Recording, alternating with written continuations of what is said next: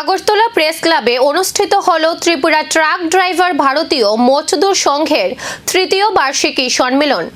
রবিবার আয়োজিত এই সম্মেলনে উপস্থিত ছিলেন বিএমএস এর রাজ্য সভানেত্রী দেবশ্রী কলই সহ সংগঠনের অন্যান্য নেতৃত্ব ও সদস্যরা। প্রদীপ প্রজ্বলন ও রাষ্ট্রগীতের মধ্য দিয়ে শুরু হয় সম্মেলনের আনুষ্ঠানিক কর্মসূচি। এরপর সংগঠনের বিভিন্ন বিষয় নিয়ে বিস্তারিত আলোচনা করেন উপস্থিত নেতৃত্বরা।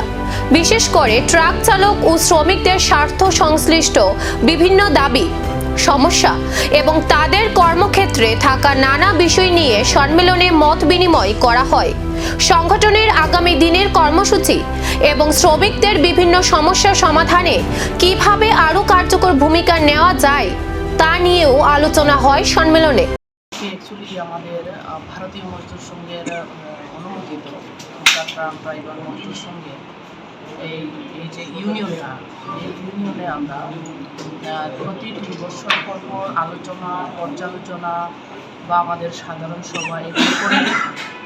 তো এটা আমাদের ভারতীয় মজদুর সংঘের রীতিনীতি এবং আমাদের নিয়ম এবং আমাদের কর্মপদ্ধতি। তো সেই অনুসারে আমরা আজকে এখানে দীর্ঘদিন ধরে আমরা সেই আজকের দিনটা আমরা নির্বাচন করেছি বা আজকে একটা সকল কার্যকর্তাদের নিয়ে প্রতিটা জেলা থেকে আমাদের মজদুর এই ইউনিয়নের অন্তর্ভুক্ত সমস্ত ভাইদেরকে নিয়ে আজকে একটা কর্মসূচির আয়োজন করা হয়েছে।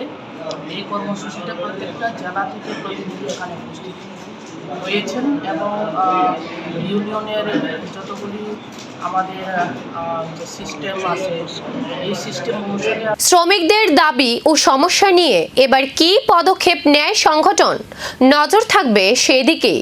সম্মেলন শেষ হলেও ট্রাক চালকদের একাধিক দাবি ঘিরে প্রশ্ন থেকেই গেল।